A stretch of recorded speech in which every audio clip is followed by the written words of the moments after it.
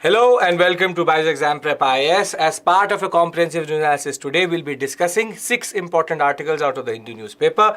Good morning to all of you. I hope you have liked, share and subscribe to our channel, both YouTube and Telegram, because as you know, after this session, you will get 5 questions on Telegram, which are prelims oriented, and we'll have 2 questions in the end, which are mains oriented.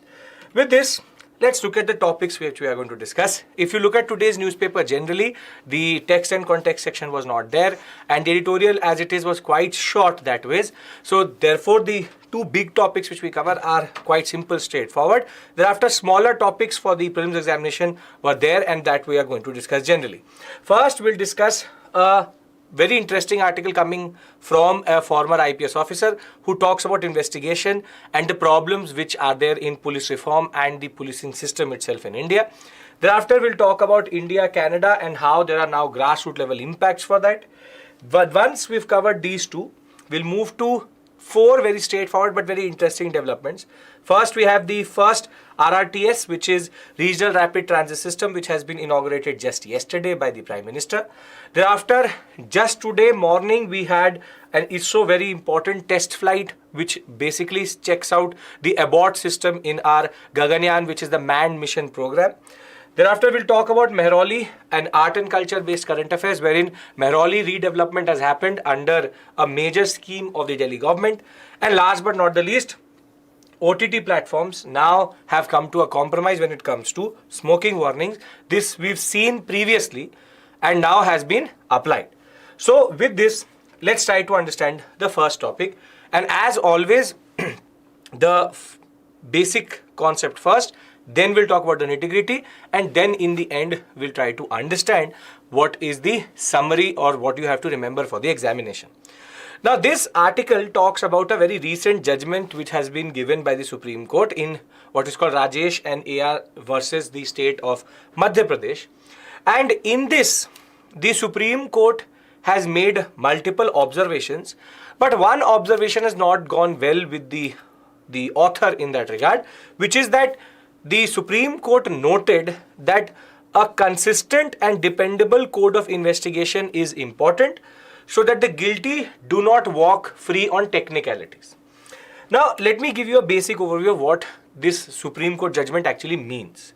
See, what the Supreme Court has argued is that basically because we are not having proper investigation by the investigating officer or the police, this in turn is leading to certain gaps or what we call as major gaps in the investigation, or technicalities of that investigation are not taken into consideration.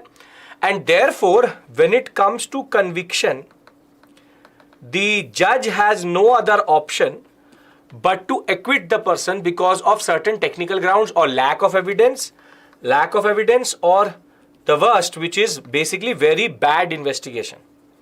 Now, we all know that yes, the police is not known for very good investigation in India, but the Supreme Court saying that the low conviction rate or having no decisive conviction is because of the police and its investigation is basically a very simplistic understanding of the situation. Because what the Supreme Court did was then it quoted a very important, what we call as report, which was on police reform, which is called Justice Malimat Committee. And in the Justice Malimat Committee, it very straightforward says that there is need for police reform. And in police reform, there is need for more certainty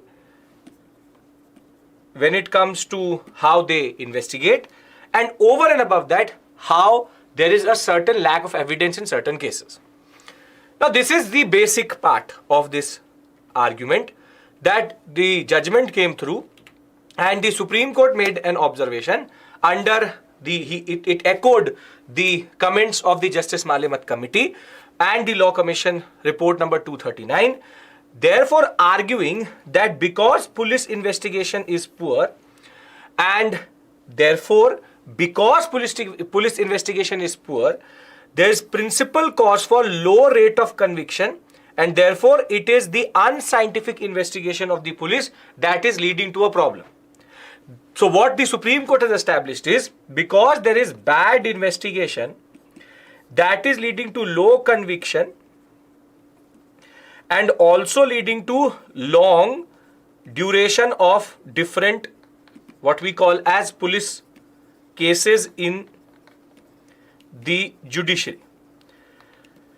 Now, it is very easy to say that the policing system is problematic, investigation is problematic. Then what is the solution? This is the first part I am discussing. So let me establish again what the first part of the article talks about. The first part of the article very simply says that the Supreme Court has noted that the low conviction rate of most of the accused and the high acquittal that they are being left is because of bad investigation, unscientific investigation, or investigation which is very poor, and therefore technicalities are left, and over and above that they are leaving certain gaps in investigation which is not allowing the Supreme Court to convict.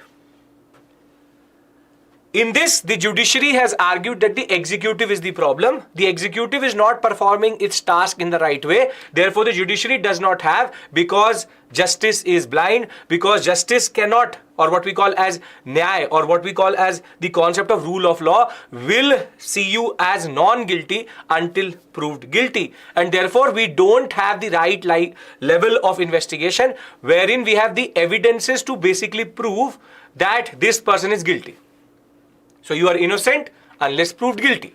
And therefore, the Supreme Court is arguing that we have an understanding that that person may be guilty. But because we have lack of investigation, lack of evidences, we are basically presuming that that person is innocent.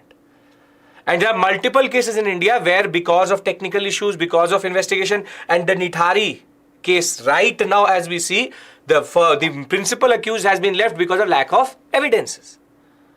So lack of evidences, lack of investigation is something which the judiciary quotes multiple times, and even the Justice Malimat Committee argued that there is need for police reform. So now, the judiciary has argued that there is a problem, that the executive, the police is not acting the way it should. Now the question is, what is the answer? And the Justice Malimat Committee argues that the answer to a better investigation is separation of police force into two: investigative wing,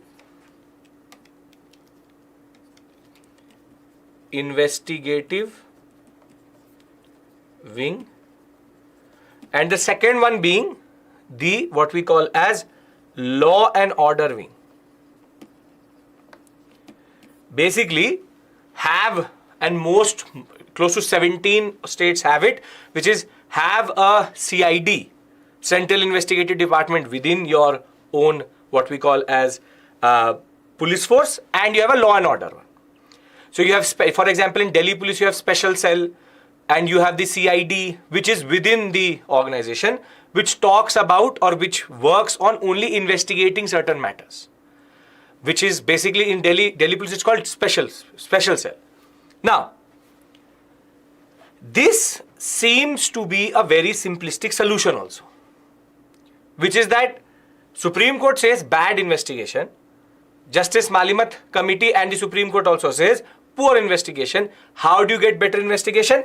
Investigative wing and law and order wing. Basically, some part of the force only investigates, detectives, and this is basically an American type of understanding, when you have detectives and you have lieutenants, which is that people who manage law and order are different, and you have people who investigate matters. IOs should have a different department itself. Right now, there could be two cases which could happen. Just to give you a basic overview of what would happen, you may go with a complaint to the police. If the police thinks that the complaint is serious enough, or an offense has happened wherein the police reaches that destination, it takes cognizance of what has happened, then the police will do an FIR. Understand one point, because a lot of people confuse this. Before an FIR, no investigation is happening. It is only a complaint. Once and first report is created, FIR, first investigation report, that FIR will lead to an allocation of an IO, which is investigating officer. This could be on the seriousness of the case from a constable to an SHO, Daroga, or to even an ACP level, which is SP level officer. That is totally on how serious that crime is. And thereafter, the IO will do investigation and then file a charge sheet. And that charge sheet will in turn be pushed into the judicial mechanism, and that charge sheet will, and along with the FIR, will be used to then do the conviction and then do the whole judicial process. Now the point is, this IO can be from the local police. For example, you go to a certain thana, and if that thana thinks that the IO is capable or their own constables are capable of investigating, they will give it to the IO of the local police. Or for example, it becomes a very sensational case and there is a need for better intervention. So in Delhi police, it will the case will be shifted to special cell or the CID, which is basically special cell. And once the special cell will take it, the IO will be allocated from special cell division. And if it is very serious, the local police cannot manage, for example, Delhi's police cannot manage, then the CBI will get involved. The point is, charge sheeting is very, very important. And here the Supreme Court is arguing, because the IOs are incompetent or they are not having an understanding, they have local responsibilities also, that they have to stand in a bandobast, to stand in an arrangement, then they have to investigate also, they don't get time. The point is very straightforward, that because the IO is an investigating officer also and a law and order officer also, he has to do other day-to-day activities. That is why investigation is not happening the way it should. Now, the point which the Balimat committee says, that you give an IO a specific designated task, do not give it overlapping jurisdiction. This is the basic point. This is separation of power. This is called separation of functions. Something which the British did quite a lot. And my own MPhil and PhD basically works on this, that the British had what we call as overlapping functions, overlapping jurisdictions. At one point of time, the British officer used to have judicial plus executive functions, and sometimes even legislative functions. However, in 2023, because the act itself is based on the Indian Police Act of 1861, which is still a colonial act, the point is these things are not defined.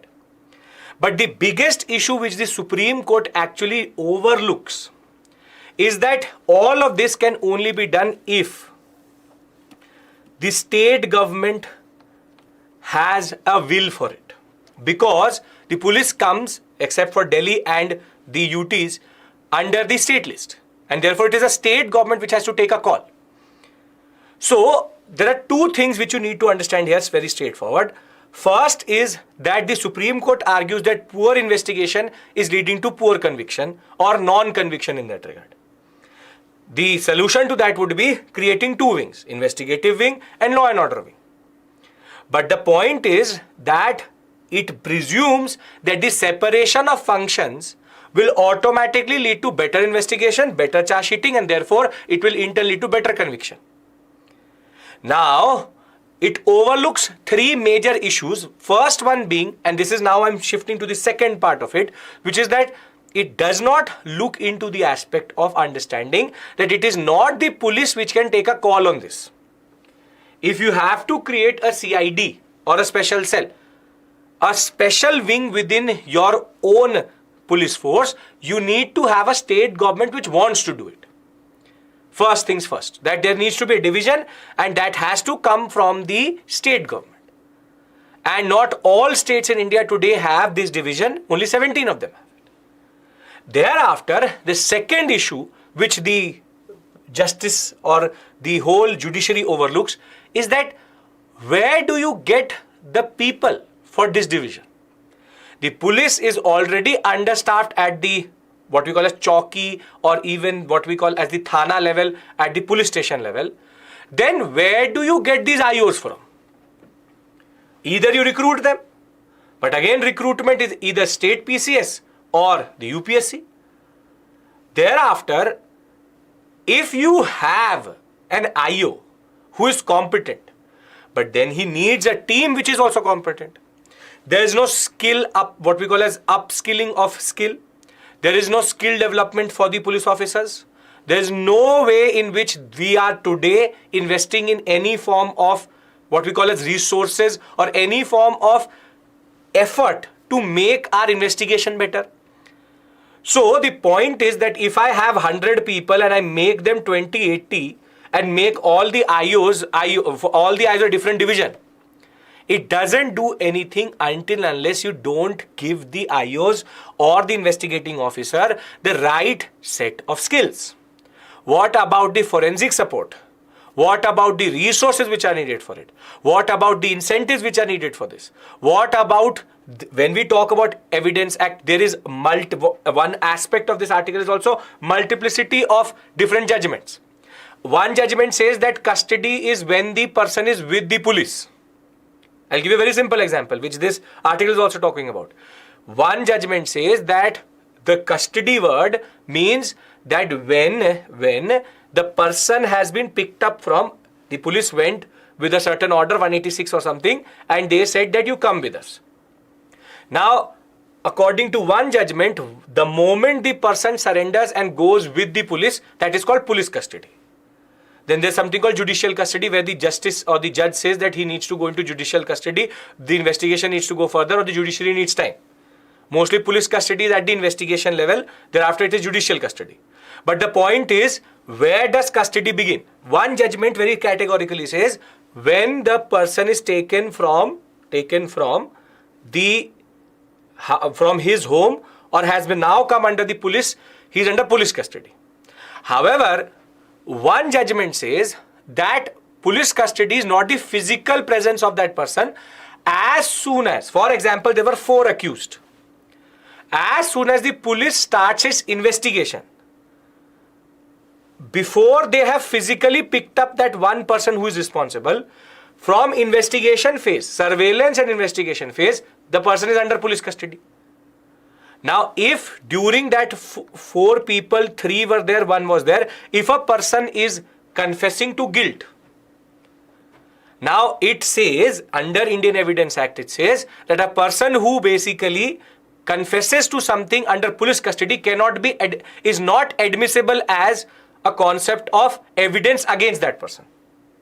This is something which is a fundamental right. Now, the point is that if this is the case, if at the investigation phase I get a confession, will it be admissible or not? There's confusion. In certain cases, it can be admitted that the person says that he's done it.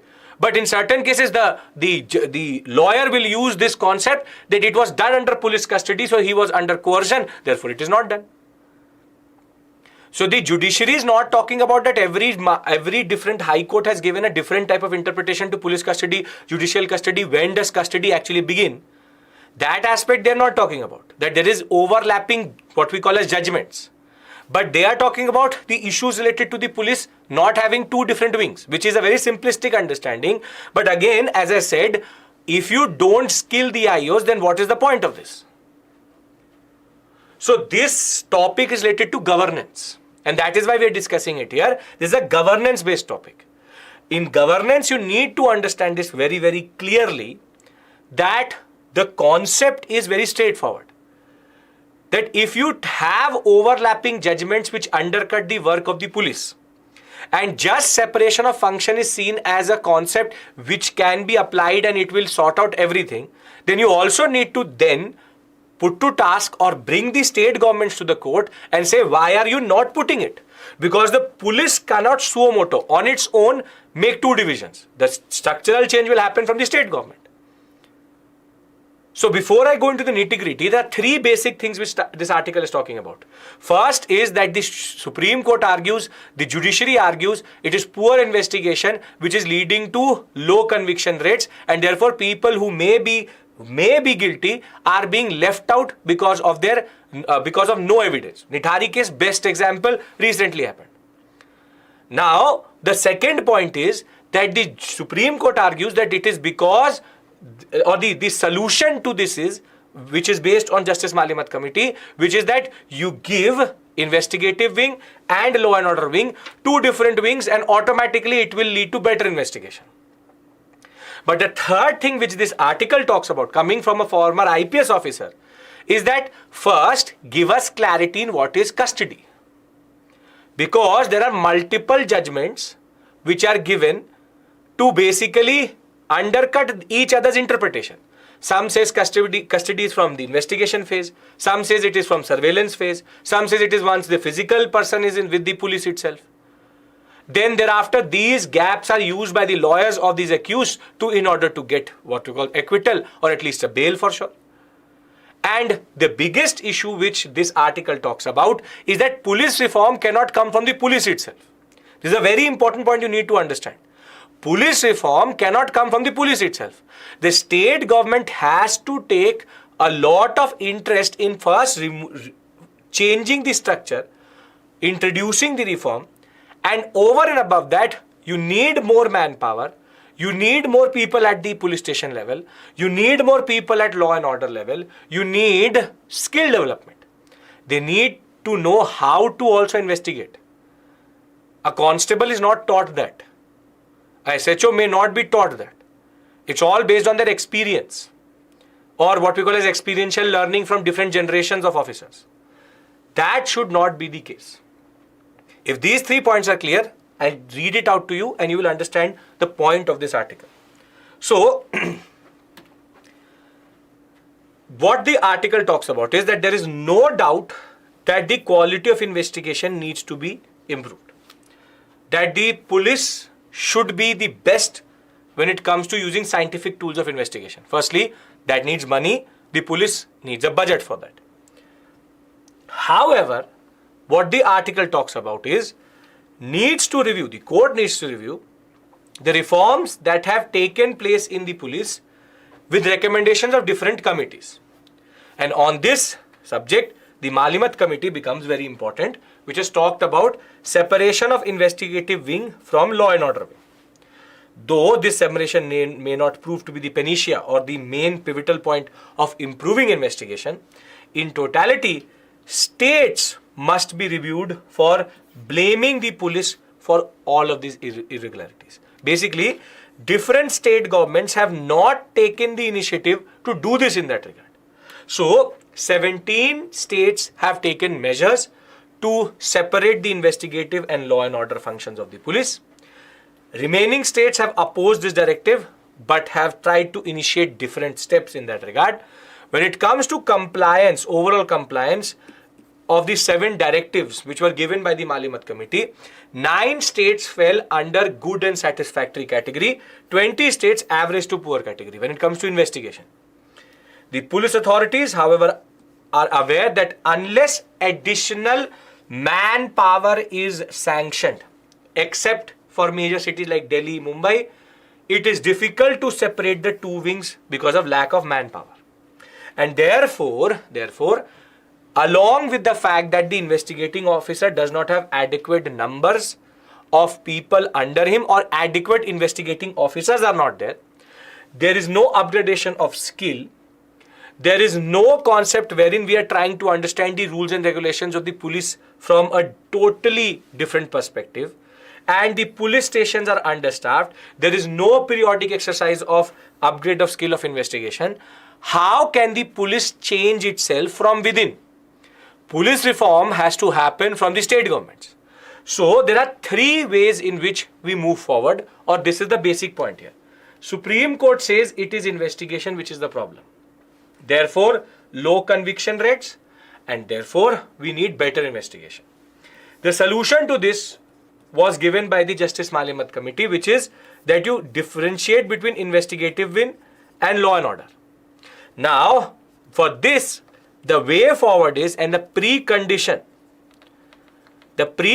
which the judiciary needs to understand, rather than blaming the police, the judiciary needs to understand here straightforward, is that first you need more manpower, which needs more recruitment. Second, you also need to understand that the state government is the site of reform. The state governments can only initiate reform. The reform cannot come from within because it needs a budget, it needs more manpower. And third is the fact that also scientific techniques and skills need to be imparted. So therefore there needs to be skill upgradation. If all of these three are met, which is the willpower of the state government, increase manpower and skills, maybe we will find a solution for this situation, which is a way forward, which is we will have better investigation, and therefore we can stop this low conviction rate to higher conviction rates, no gaps, and the concept of what we call as better investigation. But one more important precondition is this: no overlapping judgments. Meaning that the judiciary also needs to clarify. Because in case by case basis, they're giving contradictory judgments, wherein custody being the easiest. Where does the custody start? Two judgments talk about surveillance investigation phase, two judgments talk about physical custody of the person. Now this question mark, how do you sort it, can only come from judiciary. So the judiciary also needs to change and needs to make sure that when they are giving a conviction, when they are giving a judgment, they make sure that they are not contradicting themselves, which is again better said than done. So the point of the matter is very straightforward. Police reform is needed. That has been needed since 1947 itself. But the point is that blaming the police for its own incapabilities is basically blaming a person who is not educated. You need to first educate that person, then only they can understand what is the problem with them. Same way, you need to give the police the power to either reform themselves, which they don't have, or give the budget to reform themselves. If the state government has to do all the reforming and there is no state government will for doing that, then how can the police be blamed for something which they have been given with limited access of manpower, limited resources? So it's a two-way street, that the state government needs to take initiative and the police needs to take initiative. But the police initiative can only come when there's a willpower, political willpower at the state government level. And that is the point of this whole article, that it is a multifaceted problem. Can't just say that investigative wing and LNO can be differentiated and then everything is sorted.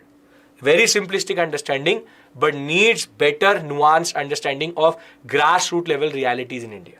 So police reform is needed for sure. That comes from this. But how do you approach it? You need 4 preconditions: non-overlapping judgments, scientific skills for our IOs, then state government will to increase the manpower and give them scientific tools to understand investigation better. Because investigation is a science which is also changing as we go on. This is the first article and the first point which you needed to understand. I hope this will allow you to write better answers when it comes to essay, ethics and governance answers, wherein governance is not just about internal reform. Sometimes there are externalities, there are multiple factors which are external that need to be taken into account to change oneself. That is the basic point. Okay, this is the first article. The second article is basically an impact which we are going to see automatically. We already know that Canada and India are not having the right approach or not in the right state of diplomatic affairs right now. We know that over the killing of a Khalistani, which was totally needed, if India was involved and not involved, still not proved. There's no evidence for this. But Canada, Justin Trudeau has accused India of it. And thereafter, there has been a major diplomatic conflict spat between these two countries. And now it's reached to a point wherein India has argued that because only 21 Indian diplomats are allowed in Canadian Indian High Commission, which is the Indian High Commission in Canada only has 21 people. So therefore, we want parity in total number of diplomats in both countries. So the number of Canadian diplomats in India were 62, which is Canadian IFS officers in a way, or their foreign officers in India were 62. India said by 31st October, reduces to 21. If not, we will then not be able to give them diplomatic immunity. The sanction strength of India, which India allows, or total number of Canadian officers which can be in the Canadian High Commission in India, cannot be more than 21, which is equal to the number which is there in Canada. This reduces it from basically 1/3 of it, which is from 62 to 21. Now, we all know that it is that on different sidelines, our foreign minister has met with the foreign minister of Canada. Canada has been investigating this matter, but it has no conclusive proof for what has actually happened. Yes, Khalistan issue is related to India and has a major history when it comes to our internal security itself. And as of right now in America and Canada, both Khalistanis have become extremely active, and there are multiple ways in which they are undercutting the sovereignty and the internal security of India while sitting in these countries. Even Bangladesh has argued that Canada has now become the harbor or the city of harbor or the country of harbor of all murderers and different what we call as threats to the state, because they can just do something here and then go to Canada or to America and sit there and operate from there. There are multiple aspects which we already understand are problematic. But this whole diplomatic conflict now will impact people. And this is the bigger problem which we see. See, we know that there are multiple problems. There is Canada still holds that India is involved, giving no further proof for what it says. And India is ready to be a part of the investigation. But the point is that India says that we will be part of the investigation. First, show us how are we involved. Then we will tell you, we'll clarify. Now, India, as I said, has basically asked the reduction from 62 to 21. And 41 different diplomats have already left with their families from India. Now, according to the Vienna Convention, the MEA, the Ministry of External Affairs, straightforward says that under Article 11.1, India authorizes India to require that the size of the mission be kept within limits. That is India's right. And therefore, now what Canada is arguing, and this is going to impact you and me or some of your relatives or someone else's relative, is that in-person visa will not be available now for India to Canada. We already know that India has upheld or withheld most of the Canadian visas as of right now. But now Canada is saying that if people were getting, for example, a Canadian visa on basically students, professionals, if they were getting, for example, a visa in 10 days, 5 days, now it can take 20 to 30 to a month or more than a month. And more than that, in-person visa will not happen now, because, for example, this could be like a Tatkal visa, that if you want a visa very quickly, you can go to the High Commission, everything will be done, and in person in front of you, the visa will be issued. They're saying with only 21 people, that is not possible. Basically, now this is mushrooming at the grassroots level. Grassroots level is you and me. The people who are the diasporic population which is in Canada is also in a way not very, very safe now. They are not getting the right type of environment in Canada. And now with this, the more and more problems will be created for Indian citizens who want to go to Canada for either higher studies or as working professionals. What I mean to say is, and why we are doing this topic is, that every diplomatic conflict has grassroots level consequences. And now that is becoming more and more evident. Whilst Canada has no further proof, it is based on the intelligence of the Americans in a way, and they have no way to prove that India is involved. They are not in a way leaving that conviction that India was involved. We already know that one of the constituencies of Justin Trudeau is basically the Khalistani movement within Canada, and that is why he's taken this issue so seriously, and he understands, and Canada understands, that the Khalistan issue undercuts Indian sovereignty. Talks about a separatist movement in India. However, he is still defending these Khalistanis, which in turn means that this will only prolong. Whilst Canadians were not allowed to enter India with multiple visas being withheld, now Indian people will not get visas in person, and more than that, there would be multiple delays because of the size of the Canadian High Commission being reduced. This is more and more what we call as becoming a problematic issue when now the people are involved. So whenever you talk about foreign policy, sometimes foreign policy does not impact at the grassroots level. It basically is at the international level. For example, what happens with China, you will not see an issue when it comes to visa at the Chinese High Commission. The volume is very low. However, with this foreign policy about Canada, and Canada being a very important destination for students and professionals, now the outward and inward migration, or what we call as immigration and emigration, is now going to get impacted.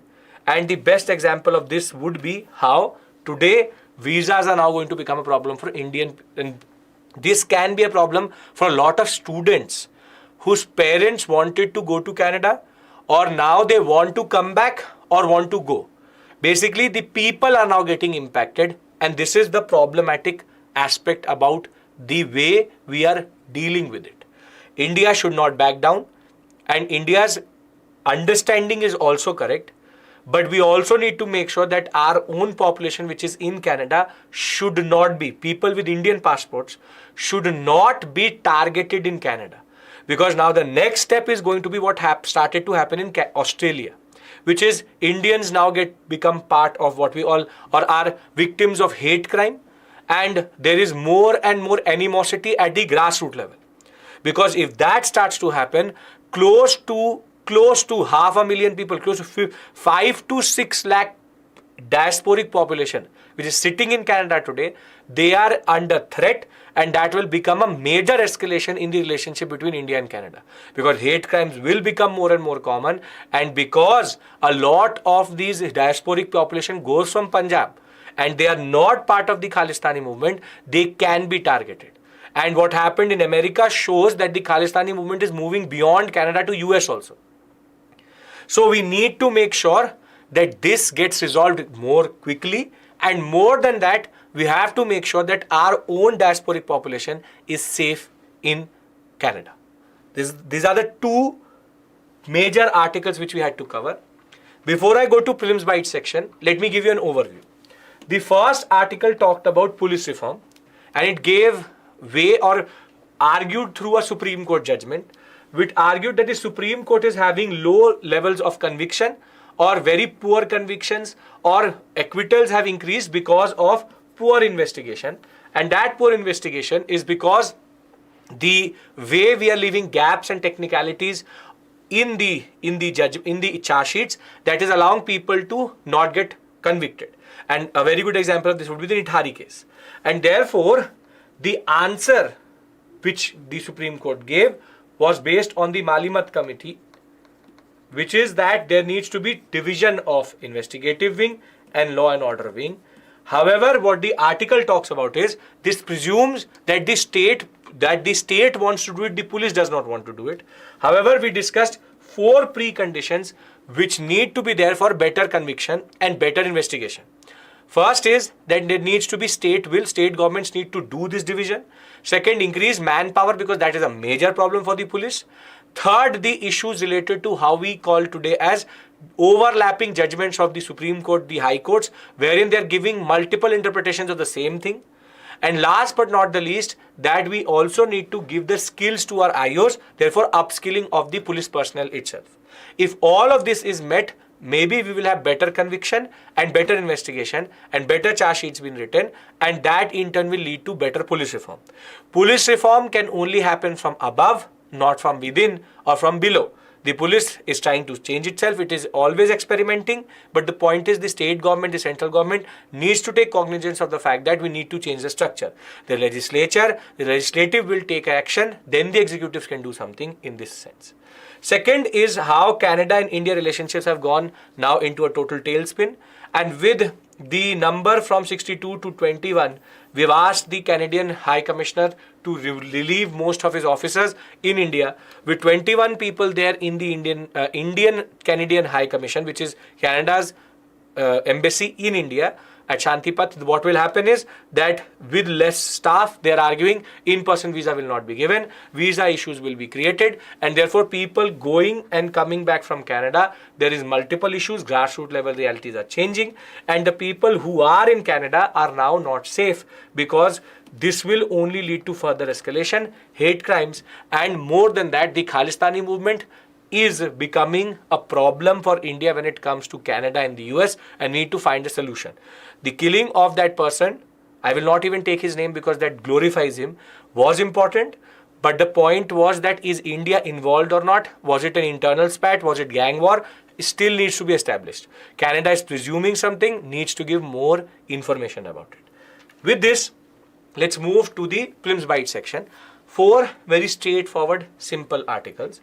First is something which was launched yesterday, which is the regional rapid transit system called Namo Bharat by the Prime Minister. This is going to be the future of what we call as intercity movement.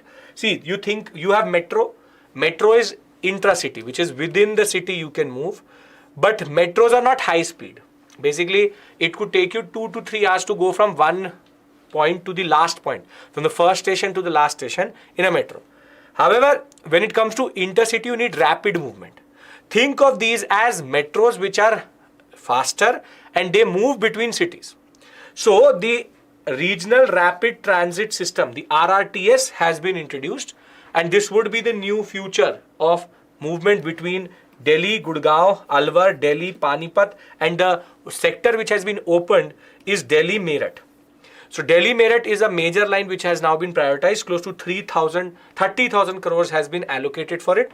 You will be able to do from Delhi to Meerut within less than an hour, and it will go up to speeds of 180 kilometers. You need a dedicated corridor. So basically a dedicated corridor is created. This is an elevated corridor which has been made, and these trains will run between these cities, and they will try to have every 15 minutes one train, and when there is a lot of volume, maybe 5 minutes. The simple point is this is a metro which runs between cities, is much faster than a standard metro, and it can hit speeds up to 180 kilometers per hour. You need an elevated corridor for this which has been created for this, and the basic point here is very straightforward. This is the future of travel between cities in India. And if you can move between cities, that will allow for people not to shift to cities like Delhi or to Mumbai or to Bangalore or to Hyderabad, because that saves them money. And this will be the future of intra-city, intercity movement. This is a very important step. The whole project will be completed by 2025. The first section has been opened, and this is a very important concept for you to understand how Indian Railways, and this is not Indian Railways, but it is more a state government, central government initiative. The basic point is this is the future of intercity travel. Very important for you to understand. This may be able to replace what we call as DEMUs and MEMUs, which is basically the diesel electric, what we call as intercity railway lines, or what we call as trains, which you have seen for sure, which is used in Mumbai quite a lot. So the Mumbai local, what we call as local trains, maybe the local trains will be removed. That will open up our tracks more for high speed rails, and this may become the future of travel between different, for example, Mumbai to Pune, for example, Nasik to Mumbai, or as we see from Delhi to Meerut, Delhi to Panipat, very important sectors. And these are commercial centers. This could be the future in that sense. So a very important development, a very good development for New India in that regard. Thereafter, we move to ISRO, which has, as of today in the morning, 8 a.m., we have seen that they've launched the flight test vehicle abort mission TV-D1, which is that this is part of the Gaganyaan Mission. As you know, Gaganyaan Mission is the conviction of India to send 3 Indians into space and orbit and come back.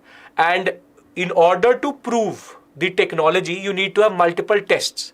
And this is a very important test which has happened in the morning from Sriharikota, wherein the crew module has been without human beings, has been pushed into orbit, and we are seeing that how does the abort system work. For example, if it is going into the orbit and some unforeseen event happens, how will the crew module actually act? So very simply, the mission profile is very straightforward, that we will send a liquid stage, it's a very small rocket with the crew module on its top, into orbit, and in between the orbit itself we will abort the mission. We will remove the blaster, or what we call as the booster, and now we will allow the crew module to autonomously correct its position and come back into Indian waters and the Earth's orbit.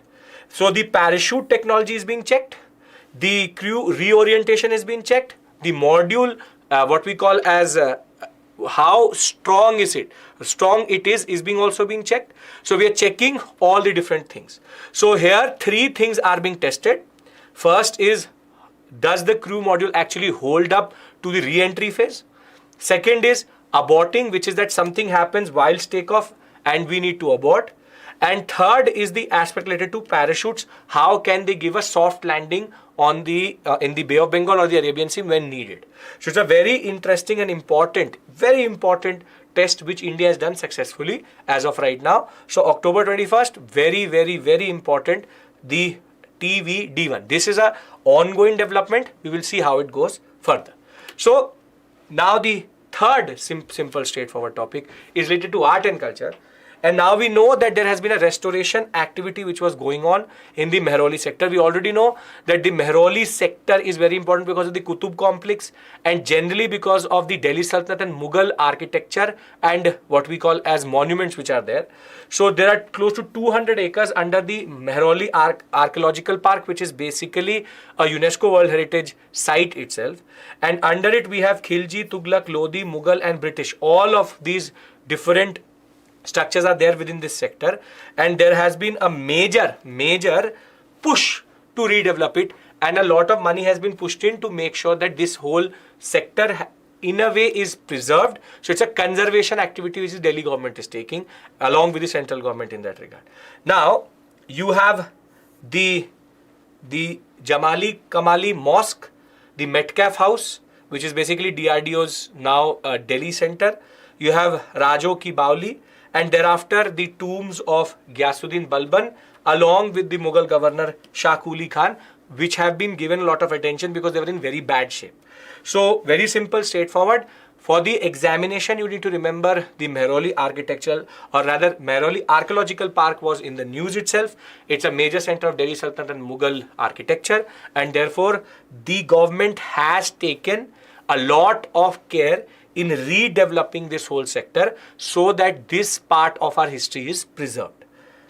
Then last but not the least, something which you will see every time you will now go through OTT platforms, be it the Netflix, be it Hotstar, be it Amazon Prime, that it was mandatory under the Tobacco Products Prohibition of Advertisement and Regulation of Trade and Commerce Amendment Rules of 2023 that every film or every OTT platform which is basically screening any form of, be it series, be it movie, anything, needed to have a warning that smoking kills in some textual form in some part of the screen. And whilst the different OTT streaming platforms are saying that this is very difficult for us to go through every reel and do this, finally, though difficult, it's an uneasy compromise which people have, or these two actors have come to, which is that Hotstar will show these warnings mostly in the right hand corner. Netflix is ready to show it on the left hand corner, and therefore this has now become norm and you will see it impact your life very soon. So before I go to the mains questions, let's try to understand what we've done today. We've tried to understand policing reforms, 4 preconditions for that. Thereafter, we also try to understand how grassroots level realities are changing because of India-Canada issue itself. Then we've gone into 4 very significant developments for New India. First is the rapid regional transportation system which has come through, which is going to be the future of intercity movement itself. Second, we try to understand the redevelopment of the Mehrauli Archaeological Park, which is also important because this sector or this part of our history is very interesting. It's an amalgamation of different cultures and religions, and that is why it is important in that sense. We also try to understand what is the uneasy compromise the OTT platforms have come through. But the most significant development is how we have now today tested the concept of the test vehicle through which we are checking if the crew module can abort a mission and can it reorient itself and re-enter into the Earth's atmosphere and back to Indian waters through its parachute system and reorientation system itself. If you understand all of this, let's take up the 2 mains questions you have to take today, which is discuss the challenges and need for police reform in India. This is challenges and reform, need both I have told you. 4 preconditions would be the challenges and need because the Supreme Court says so. And the second question, the diplomatic tensions between India and Canada have more grassroots level impacts. Discuss. This is an application based question for something which impacts you and me every day. So with this, I would like to end this session. Thank you so much for your patience. I will see you soon. Take care. Bye-bye.